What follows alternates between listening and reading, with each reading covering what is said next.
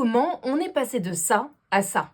Historiquement, quand le football quitte l'Angleterre dans les années 1870 et se répand dans toute l'Europe, le maillot prend une vraie valeur symbolique. C'est l'étendard d'un pays, d'une ville, d'un club, et les gens le portent fièrement. Au début, en tout cas, ça ressemble plus à une chemise avec un col et des manches longues qu'à un maillot d'aujourd'hui. Mais déjà, ça crée ce sentiment d'appartenance. Sauf que, si on se souvient bien, à l'époque, on portait pas les maillots de foot autrement que pour faire du sport ou pour aller voir un match. Alors, comment c'est devenu une pièce de mode? En France, le sportwear arrive dans les années 1920, mais il faut attendre un long moment, 60 ans exactement, pour que ça devienne quelque chose de commun. À la fin des années 80, grâce aux nouvelles matières et à la technologie, on commence à vouloir porter les maillots autrement que juste pour le sport. Et comme exemple iconique, le maillot de Manchester United en 1992, signé Adidas, qui marque un vrai tournant. En plus, ces dernières années, on voit apparaître un phénomène qui est le rétro-marketing. En gros, on rejoue les années 80, 90, 2000 et ça cartonne. Et les maillots vintage sont devenus un marché énorme. Le site Vintage Football Era, qui est le leader en France, a plus de 50 000 pièces vendues entre 10 et 700 euros. Et même aujourd'hui, si je puis dire, le maillot est devenu un objet du luxe. Déjà parce que, comme certains objets du luxe, il y a de la contrefaçon. Mais c'est surtout que des influenceurs le portent comme une pièce unique, et par exemple cette photo de Kim K.